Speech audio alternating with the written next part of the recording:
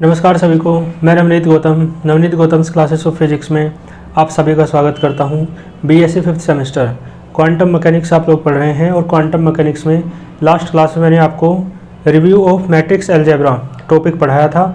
उसके अंतर्गत मैंने आपको 12 तरह मैट्रिक्स करा दी थी। ठीक है, तो आइए 3-4 मैट्रिक्स और करके इस यूनिट को कंप्लीट करते हैं। ठीक है, तो 13 तक करा दी थी मैंने। तो अब आप हेडिंग डालो मैट्रिक्स कौन सी 14 और हेडिंग आप लिखो एडजॉइंट मैट्रिक्स। ठीक है जी, एडजॉइंट ऑपरेटर पढ़ा था ना आपने, अब आप पढ़ेंगे एडजॉइंट मैट्रिक्स। क्लियर है? और ये आप पढ़ते आए होंगे 12th क्लास में भी। ठीक है जी, मैं डेफिनेशन लिख देता हूँ इसकी। द मैट्रिक्स एक ऐसी मैट्रिक्स है ना, क्लियर है? देखो ध्यान देना, एक ऐसी मैट्रिक्स जिसमें ये बात होती है कि आप उसका ट्रांसपोज निकालेंगे, कोफैक्टर जो मैट्रिक्स होगी उसकी, है ना। तो मैं लिख देता हूँ इन विच, या पहले मैं आपको बता ही दूँ, है ना, फिर डेफिनेशन आप खुद भी लिख सकते हो जब आप समझ जाओगे। तो देखो, मान लो कोई मैट्रिक्स है ए, उसकी आप कोफैक्टर मैट्रिक्स निकालो। कोफैक्टर मैट्रिक्स निकलती है, बताऊंगा कैसे निकलती है, उसे आप AC से डिनोट करते हैं। ठीक है, और फिर आप AC जो है कोफैक्टर मैट्रिक्स जो है इसका ट्रांसपोज कर दो, तो वो जो आएगी वो आपकी एडजॉइंट मैट्रिक्स कहलाएगी। ठीक है, यानी एडजॉइंट मैट्रिक्स ये होती है। ठीक है, एडजॉइंट मैट्रिक्स। ठीक है, किसी एक मैट्रिक्स, कोई एक मैट्रिक्स A है, उसकी एडजॉइंट मैट्रिक्स को ऐसे डिनोट करते हैं। और वो कैसे निकलता है, वो जो मैट्रिक्स A है पहले उसकी कोफैक्टर मैट्रिक्स निकालो और फिर उस पर डैश लगा निकालो, उसका ट्रांसपोज कर दो। ठीक है, तो इसका मतलब क्या, द मैट्रिक्स है ना, या ऐसे कह दो द ट्रांसपोज। क्लियर है? मैट्रिक्स से भी स्टार्ट ना करो तो क्या कहेंगे, ट्रांसपोज, है ना, यहाँ से डेफिनेशन बन जाएगी। तो द ट्रांसपोज, ठीक है जी, ट्रांसपोज किसका कर रहे हो आप, AC का। AC क्या है, कोफैक्टर मैट्रिक्स। क्या होती है बताऊंगा, अभी सुनते चलो बस। तो the transpose of cofactor matrix. ठीक है, जानते भी होंगे क्योंकि ये सब 12th लेवल की चीज़ें हैं। तो the transpose of cofactor matrix, और कोफैक्टर मैट्रिक्स AC है किसकी, किसी मैट्रिक्स A की, है ना। तो ऑफ A या ऑफ एनी मैट्रिक्स। ठीक है जी, तो कोई मैट्रिक्स है, मान लो मैंने A मानी, उसकी कोफैक्टर मैट्रिक्स है ना, और उसका ट्रांसपोज क्या कहलाता है, एडजॉइंट मैट्रिक्स। ठीक है, तो आप लिख देंगे is known as the transpose of cofactor matrix of any matrix is known as, ठीक है जी, लिख दो एडजॉइंट मैट्रिक्स। ठीक है, और आप लिख सकते हो adjoint matrix of any matrix या ऑफ ए मैट्रिक्स। कोई मैट्रिक्स मान लो A है, तो कोई मैट्रिक्स है A, उसका एडजॉइंट मैट्रिक्स डिनोट किया जाता है, इज डिनोटेड बाई। ठीक है, इस तरीके से कैसे डिनोट करोगे, ADJ और ब्रैकेट में A। क्लियर है? तो है ना, दैट इज करके आप ये लिख सकते हो ADJ A बराबर A'(C), यानी AC का डैश, बल्कि ऐसे लिखो AC का डैश। पहले AC निकालना है कोफैक्टर मैट्रिक्स, फिर डैश करना है, यानी फिर ट्रांसपोज करना है, पहले कोफैक्टर मैट्रिक्स निकालनी है। क्लियर है आपको ये? तो इसे एक एग्जांपल के माध्यम से समझ लेते हैं अब। ठीक है जी, ये रफ कर दो। एग्जाम्पल जो है ना, कोई भी एग्जाम्पल अपने पास से मान सकते हो, और आसान बनाने के लिए 2/2 का मान लो, 3/3 का तो थोड़ा लेंथी सा पड़ेगा। तो मान लो मैंने मान लिया A कुछ भी है ना, 2, 3, 4, 7 कुछ भी मान सकते हो, है ना, अपने हिसाब से कुछ भी। ठीक है, तो करके देखते हैं, जो मैंने माना है इसका एडजॉइंट निकाल के देखते हैं। ठीक है, यानी A मैट्रिक्स है कोई, उस मैट्रिक्स का एडजॉइंट मैट्रिक्स निकाल के देखते हैं। तो पहले क्या करना पड़ेगा, ए से निकालना पड़ेगा, यानी कोफैक्टर मैट्रिक्स। ठीक है जी, तो लिख देते हैं। और देखो एक बात और मैं बता दूं, कोफैक्टर मैट्रिक्स निकालने का एक प्रोसेस है, वो थोड़ा सा प्रोसेस भी मैं आपको बता दूं, है ना। देखो कोफैक्टर मैट्रिक्स निकालने के लिए पहले माइनर्स निकालते हैं, सीख लो थोड़ा सा प्रोसेस, हालांकि ये सब पता भी होगा आपको, है ना। माइनर्स कैसे, मतलब यहाँ का माइनर्स जो कहलाएगा, आपको पता है ना, ये पोजीशन 1 1 है, ये 1 2 है, ये 2 1 है, ये 2 2 है, पता है ना ये बात। तो यानी इस मैट्रिक्स को आप लिखते तो ऐसे लिखते थे ना, A11 A12 A21 A22। ठीक है, मैट्रिक्स का बेसिक जानते होंगे। तो इसका जो माइनर है इस पोजीशन का वो कहलाएगा M11। ठीक है, इस पोजीशन का माइनर M12, इसका M21 और इसका M22। ठीक है, और देखो माइनर कैसे निकलता है M11 पोजीशन का यानी 2 का माइनर, तो 2 जिस रो में है उसे ढक लो, 2 जिस कॉलम में है उसे ढक लो, जो बचा क्या बचा 7, वो हो जाएगा माइनर। ठीक है, ऐसे ही M12 यानी ये 3 का माइनर, ये ढक लो, कितना बचा, मैंने 3 जिस कॉलम में है उसे भी ढक लो, 3 जिस रो में है उसे भी ढक लो, जो बचा वो है 4। M21 यानी ये 4, तो ऐसा ढक लो, 3 बचेगा। M22 यानी 7 का निकालना है, कितना बचा 2 दिख रहा है, ये माइनर्स निकाल लिए। कोफैक्टर्स निकाल लो। देखो कोफैक्टर्स का फॉर्मूला होता है, मैं आपको बता दूं। कोफैक्टर को मान लो C से डिनोट कर रहे हैं, तो CIJ का फॉर्मूला है -1 की पावर है I+J, और यहाँ MIJ होता है। ठीक है, तो कोफैक्टर पहले इस पोजीशन का निकालो, तो क्या आएगा C11। ठीक है, और I की जगह 1 है ना, J की जगह भी 1 है, तो -1 की पावर 1 + 1 हो जाएगा। I की जगह 1 है, J की जगह 1 है। ठीक है ना, ये पहली वाली I है, दूसरे वाला J है। और यहाँ क्या आएगा M11, और M11 तो ये रहा 7, तो देखो -1 की पावर 2 और यहाँ 7, तो 7 ना आ जाएगा। क्लियर है। ऐसे ही C12 निकालो। C12 कैसे निकलेगा, -1 की पावर I+J यानी 1 + 2, और यहाँ आएगा IJ यानी 1 2, I की जगह 1, J की जगह 2, तो यह आ जाएगा -1 की पावर 3, और M12 ये रहा 4। यानी कोफैक्टर्स माइनस पे डिपेंड करते हैं। माइनस बाहर आएगा, विषम संख्या है ना, पावर ऑड नंबर है, तो -4 आएगा। ऐसे ही आप निकालो C21, तो -1 की पावर 2 + 1 हो जाएगा, I की जगह 2 है, J की जगह 1 है, तो ये M21, तो -1 की पावर 3, और M21 कितना है, ये रहा 3, माइनस आएगा तो -3। C22, ठीक है, कोई ऐसा तो नहीं है जिसे ये ना पता हो कि -1 कैसा है, माइनस की पावर विषम संख्या है, ऑड नंबर है तो माइनस, और इवन नंबर हो पावर तो प्लस, है ना, बेसिक बात है ना ये बिल्कुल। यहाँ क्या आएगा -1 की पावर I+J यानी 2 + 2, और M22, तो -1 की पावर 4, M22 कितना है 2, तो ये आ जाएगा प्लस आएगा, ये 2 आ जाएगा। ठीक है, ये कोफैक्टर्स निकल गए, तो कोफैक्टर की मैट्रिक्स निकल जाएगी। तो देन कोफैक्टर मैट्रिक्स,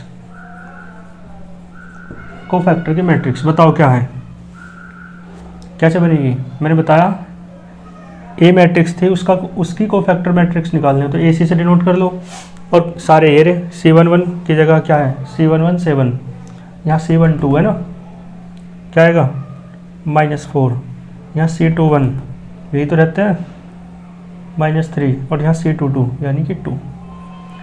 ठीक है, कोफैक्टर मैट्रिक्स निकल गई। अब तो कुछ नहीं करना, तो कोफैक्टर मैट्रिक्स निकालने का प्रोसेस समझ में आया आपको। ठीक है, और देखो डायरेक्ट प्रोसेस भी मैं आपको बता दूंगा, लेकिन पहले सीख लो लंबा तरीका, है ना। तो कोफैक्टर मैट्रिक्स निकल गई। अब इसका यदि ट्रांसपोज कर दिया जाए तो एडजॉइंट निकल जाएगा, एडजॉइंट मैट्रिक्स निकल जाएगी। तो देन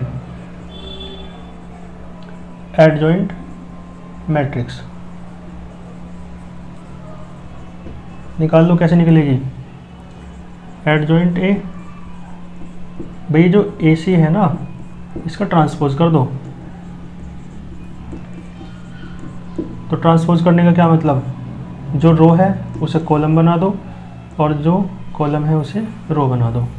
ठीक है, ये जो है ये एडजॉइंट मैट्रिक्स निकल गई। ठीक है, ये एग्जांपल था। तो अब देखो डायरेक्ट एडजॉइंट मैट्रिक्स निकालने का मेथड क्या होता है। देखो इन्हें इंटरचेंज कर दो 2 और 7 को, तो देखो जहाँ 2 था वहाँ 7 आ गया और जहाँ 7 था वहाँ 2 आ गया। डायरेक्ट एडजॉइंट मैट्रिक्स निकालने का मेथड है ना। और देखो 4 और 3 दोनों ऐसे कैसे ही हैं, बस इनके आगे क्या आ गया, माइनस। ठीक है, तो आप क्या कर सकते हैं, डायरेक्ट एडजॉइंट मैट्रिक्स निकालनी हो तो इन दोनों को रिप्लेस कर दो, 2 की जगह 7, 7 की जगह 2, और ये जो दोनों हैं इन दोनों के आगे माइनस लगा दो, है ना। तो डायरेक्ट आप एडजॉइंट मैट्रिक्स निकाल सकते हैं। क्लियर है, तो इसका आप स्क्रीनशॉट ले लो एक, ये आपकी एडजॉइंट मैट्रिक्स कंप्लीट होती है। ठीक है जी, इसके बाद चलते हैं फिर आगे।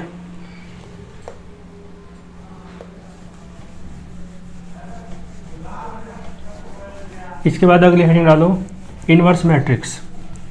ठीक है जी, कौन सी मैट्रिक्स पढ़ेंगे, इनवर्स मैट्रिक्स। 15वां नंबर होगा।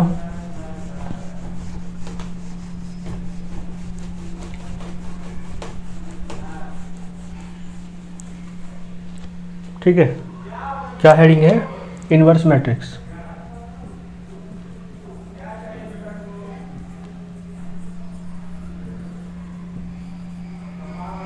ठीक है जी, देखो इनवर्स मैट्रिक्स क्या होती है देख लेते हैं।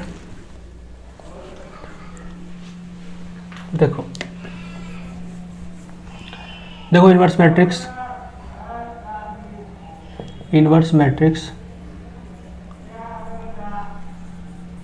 जो इनवर्स मैट्रिक्स है ऑफ ए मैट्रिक्स, किसी एक मैट्रिक्स, मान लो कोई मैट्रिक्स है ए, तो उसकी इनवर्स मैट्रिक्स क्या होगी, इज ए इनवर्स। ठीक है, और सच दैट रिलेशन होगा इनके बीच इस तरीके का, ए और ए इनवर्स के बीच, कि ए इनवर्स ए बराबर होता है ए इनवर्स और बराबर होता है आई के।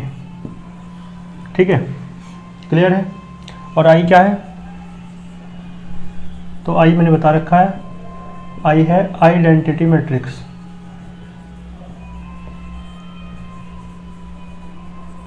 ठीक है जी, तो क्या मतलब है, यानी उस कोई मैट्रिक्स है ए, उसके इन्वर्स के साथ मल्टीप्लाई कर दिया जाए, है ना, चाहे पहले इन्वर्स को रखो चाहे बाद में रखो, मल्टीप्लाई कर दिया जाए, तो मल्टीप्लाई करके यदि क्या आती है, आइडेंटिटी मैट्रिक्स आती है 1 1 वाली, याद है ना। तो ऐसी मैट्रिक्स क्या कहलाती है, यानी ये शर्त पूरी होती है तो ऐसी मैट्रिक्स ए क्या कहलाएगी, इनवर्स मैट्रिक्स। ठीक है, मतलब इसका इनवर्स निकल जाएगा, है ना, शर्त ये है। क्लियर है। और ये निकलता कैसे है, तो मैं आपको बता दूं, ए इनवर्स निकालना हो तो क्या फॉर्मूला है, तो then inverse matrix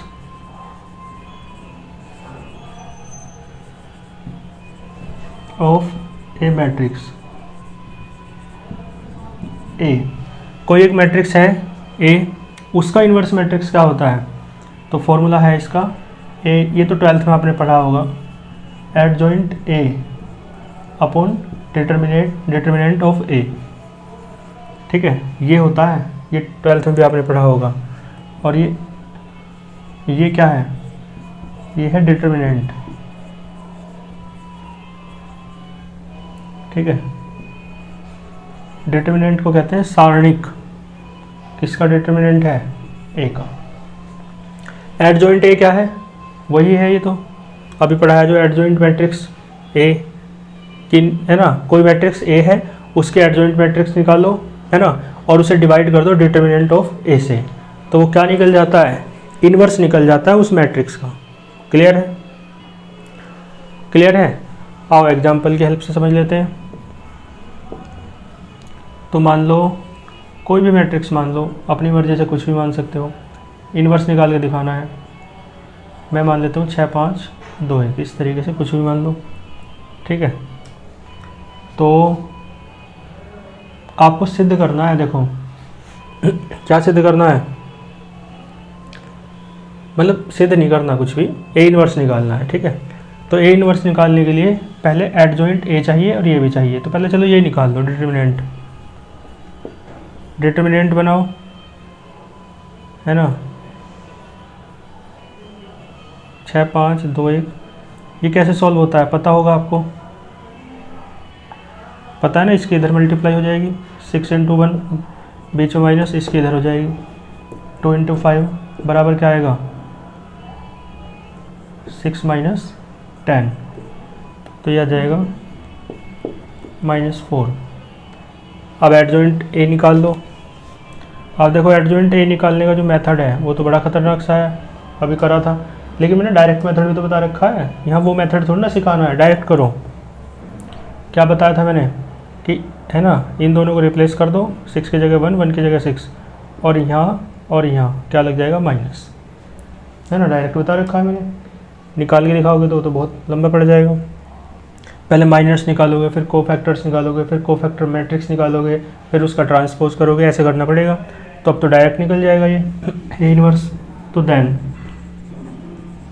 A inverse formula आपको पता है, एडजॉइंट मैट्रिक्स अपॉन डिटर्मिनेंट, है ना।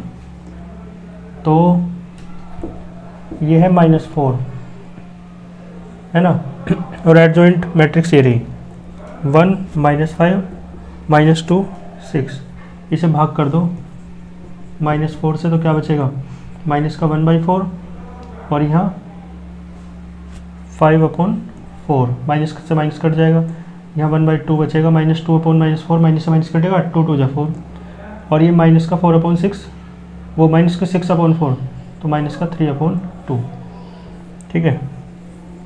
इस तरीके से ये आपका इन्वर्स निकल गया, है ना, जो मैट्रिक्स ए थी उसका इन्वर्स मैट्रिक्स निकल गया, यानी ए इन्वर्स। क्लियर है, इसका भी एक स्क्रीनशॉट ले लो, ठीक है जी, रफ कर दो इसे। चलो इसके बाद अगली हेडिंग लिखो, ऑर्थोगोनल मैट्रिक्स, ठीक है।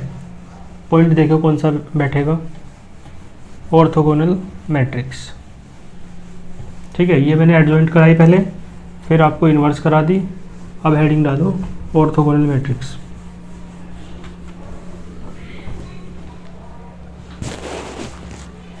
ठीक है, नंबर देख लियो कौन सा है, ऑर्थोगोनल मैट्रिक्स।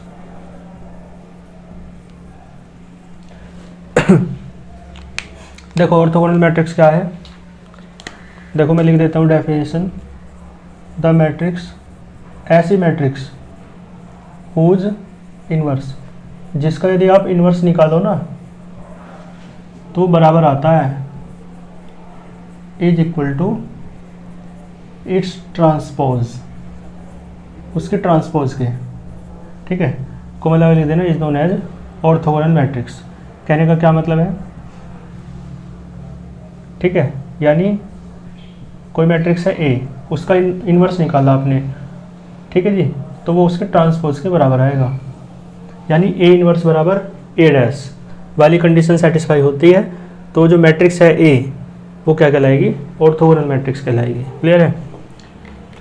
और आपको एक बात पता है, इन इन्वर्स मैट्रिक्स में अभी मैंने एक कंडीशन पढ़ाई आपको कि ए इन्वर्स ए बराबर ए इन्वर्स बराबर आई होता है, लेकिन खुद बताओ मुझे यहाँ पे ए इन्वर्स की जगह क्या है, ए डैश, तो यहाँ रख सकते हो आप ए डैश ए इन्वर्स की जगह ए डैश रख सकते हो, ए डैश बराबर आई। यहाँ पे कंडीशन, ये वाली कंडीशन इस रूप में बदल जाएगी। क्लियर है। तो ये शर्त हो गई, ऑर्थोगोनल मैट्रिक्स के लिए ये शर्त होती है, ठीक है। तो देखो एग्जाम्पल दो तरीक़ों से दे सकते हो, कोई एक मैट्रिक्स मान लो अपने पास से, ठीक है, और उसका इन्वर्स निकाल लो, उसका ट्रांसपोज निकाल लो, दोनों बराबर आएंगे, ठीक है ना। तो एग्जाम्पल हो सकता है, या फिर कोई एक ऐसी मैट्रिक्स मान लो जो इस कंडीशन को सेटिस्फाई कर जाए, तो वो भी उसका एग्जाम्पल हो जाएगा, ठीक है। तो लेट मैं ऐसी ही एक मैट्रिक्स मान लेता हूँ जो इस कंडीशन को सेटिस्फाई कर जाए, ठीक है। ये मैट्रिक्स तो याद रखनी पड़ेगी, है ना। और यदि भूल जाओ एग्जाम में ये मैट्रिक्स याद ना आए, तो फिर आप कोई भी मैट्रिक्स मान लो अपने हिसाब से 2/2 की, और ये कंडीशन सेटिस्फाई हो जाए, है ना। बाकी याद रख लियो, इसमें तो कोई दिक्कत ही ना है। देखो 1 2 2, ठीक है, क्लियर है। एक बार 1 यहाँ ले लो, 2 1 -2, ठीक है जी। एक बार 1 यहाँ ले लो, -2। इस तरीके से ये मैट्रिक्स आप याद रख सकते हो, ये है ना ऑर्थोगोनल मैट्रिक्स का एग्जांपल है। तो आप क्या निकालोगे, ए तो है आपके पास, ए डैश निकाल लो, तो 1/3। ए डैश कैसे निकालते हो, रो को कॉलम बना दो, तो 1 2 2 ये यहाँ जाएगा, ये 2 1 -2 -2 2 1। अब ए डैश निकाल दो, ए की वैल्यू रखो 1 2 2 2 1 -2 -2 2 -1। ए डैश की वैल्यू रखो 1/3 1 2 -2 2 1 2 2 -2 1। ठीक, मल्टीप्लाई कर दो, मैट्रिक्स की मल्टीप्लाई करनी आती होगी आपको। ए डैश बराबर आ जाएगा 1/9 हो जाएगा ये तो। और मैट्रिक्स की मल्टीप्लाई देखो ऐसे होती है, पहली रो को पकड़ो, कॉलम से, तीनों कॉलम से कर दो। तो पहली रो की पहली कॉलम से करो, कैसे होती है, 1 1 जा 1, है ना, बीच में प्लस, 2 2 जा 4, बीच में प्लस, 2 2 जा 4, समझ गए। तो पहली रो की पहली कॉलम से, तो पहले एलिमेंट की पहले एलिमेंट से, रो के पहले एलिमेंट की पहले कॉलम के पहले एलिमेंट से, रो के दूसरे एलिमेंट की कॉलम के दूसरे एलिमेंट से, रो के तीसरे एलिमेंट की कॉलम के तीसरे एलिमेंट से, ठीक है। इस तरीके से होती है ना, इस तरीके से होती है ना, ऐसे पकड़ के, समझ गए। ये बनाना नहीं है आपको, ये बता रहा हूँ मैं, ऐसे एक रो की एक कॉलम से, अब इसी रो की इस कॉलम से, ठीक है। तो इस रो की इस कॉलम से करो, तो देखो 1 की 2 में कहोगी, क्या आएगा, 1 2 जा 2, इस 2 की 1 में होगी, 2 1 जा 2। ये मुझे सिखाने की जरूरत नहीं है, ये बच्चों का काम है ना, 12th में पढ़ते हैं इसे। और 2 इस 2 की -2 से तो क्या आएगा, -4, ठीक है। फिर इसी रो की इस कॉलम से, तो 1 की -2 में करोगे -2, इस 2 की 2 में करोगे 2 2 जा 4, और इस 2 की 1 में करोगे, ठीक है, क्लियर है। दोबारा देखो, 1 की -2 में करी तो -2 आया, इस 2 की 2 में करोगे 4 आएगा, और 2 1 जा 2, क्लियर है। इस तरीके से यहाँ तक हो जाएगा, है ना। तो ये 9 आएगा, ये 0 आएगा, ये भी 0 आना चाहिए, इसे एक बार चेक करो कहीं कुछ छोटा तो नहीं। 1 2 2 2 1 -2, हाँ यहाँ माइनस छूट रहा है, ठीक है। अब देखो, तो यहाँ भी माइनस है। अब देखो 1 इस 1 की किस में होगी, -2 में, -2 आ गया, इस 2 की किस में होगी, 2 में, 2 2 जा 4, और 2 की -1 में होगी, तो यहाँ क्या आएगा, -2, ठीक है। यहाँ 0 आना था ना, मतलब क्या बनेगा बताऊंगा अभी, समझ पता चल जाता है, ठीक है। दूसरी रो को उठाओ, ऐसी तीनों कॉलम से कर दो, ठीक है।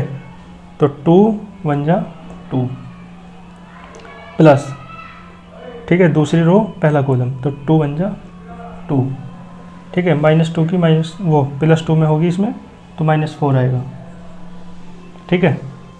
ये बस सिखा रहा हूँ मैं ना, बाकी बता दूंगा कैसे डायरेक्ट याद रखना है, एग्जाम्पल ही तो है। फिर ऐसी 2 की 2 में 4, इस 1 की इस 1 में +1, और -2 की -2 में, तो प्लस का 4, ठीक है। ऐसी इस 2 की -2 में -4, ठीक है, क्लियर है। इस 1 की 2 में, और इस -2 की -1 में, तो प्लस का 2 आएगा, ठीक।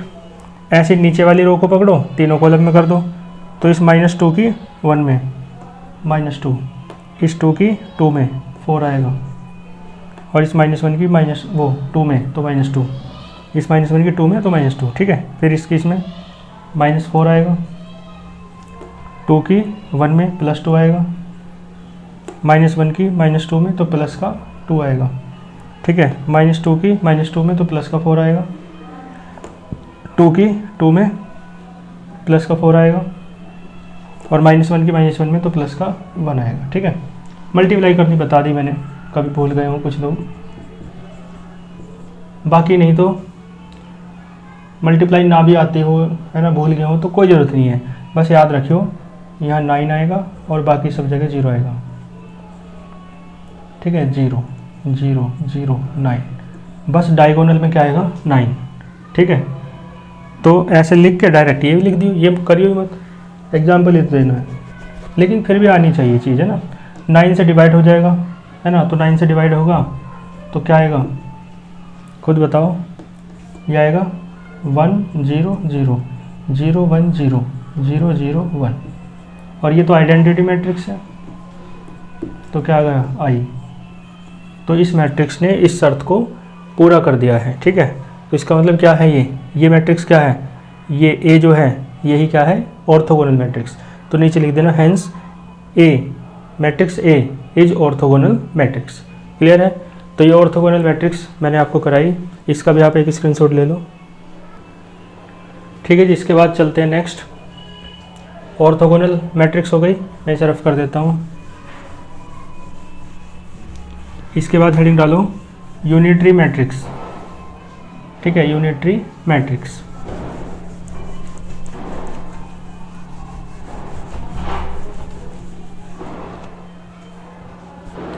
ठीक है, यूनिटरी,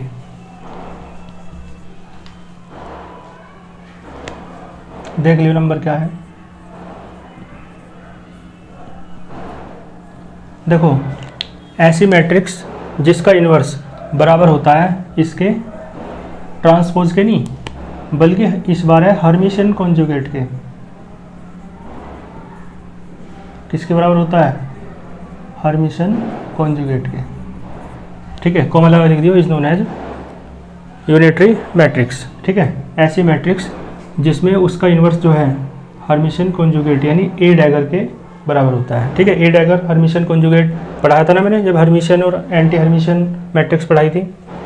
ठीक है, तो इन्वर्स मैट्रिक्स में आप ये जानते ही हो, लेकिन यहाँ पे क्या है, हेयर ए इन्वर्स बराबर है ए डैगर के, तो ये हो जाएगा डैगर आ जाएगा बस, है ना, डैश की जगह। क्लियर है, तो इस तरीके से ये आपकी यूनिटरी मैट्रिक्स हो गई। ठीक है, इसे भी समझ लेते हैं एग्जाम्पल के माध्यम से।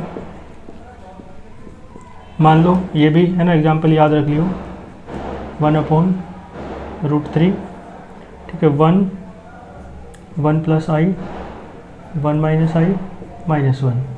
ठीक है, आप इस एग्जाम्पल की हेल्प से निकाल सकते हो ये शर्त जो है ए डैगर ए।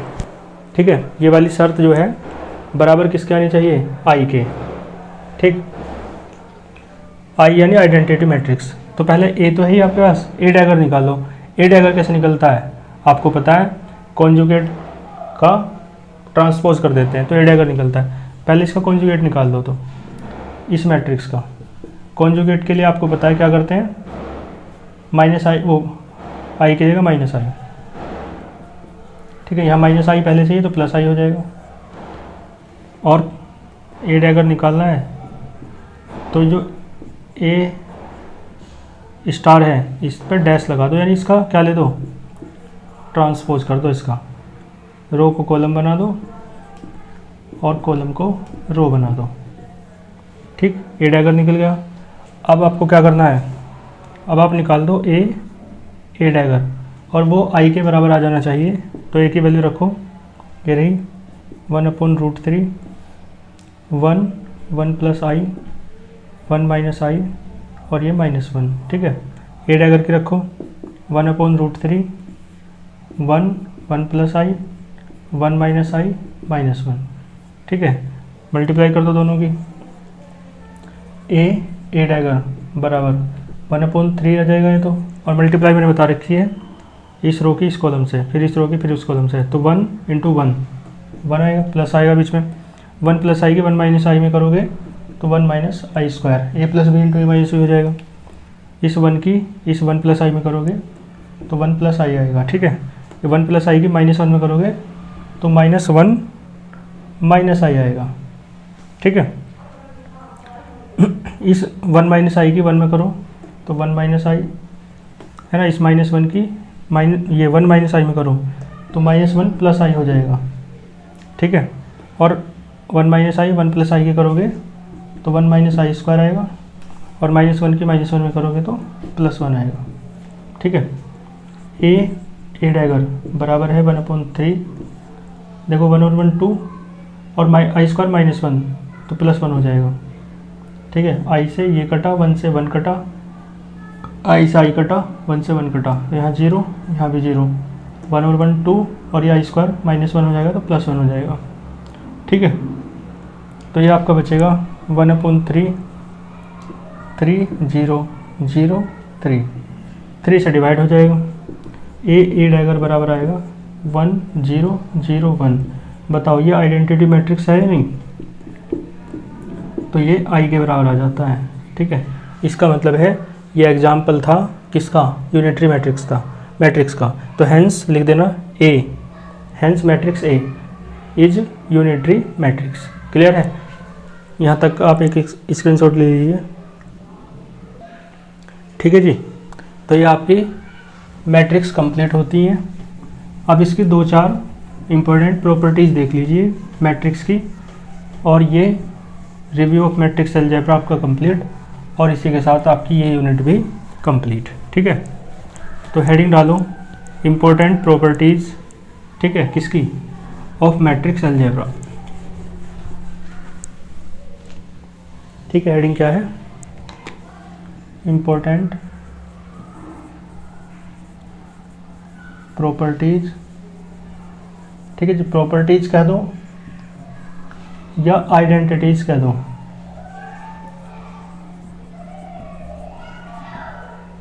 ठीक है, किसकी, ऑफ मैट्रिक्स अलजेब्रा।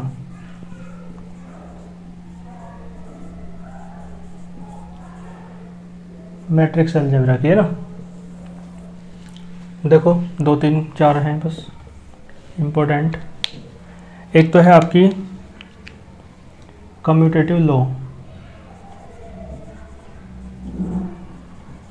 ठीक है जी, कम्यूटेटिव लॉ ऑफ एडिशन,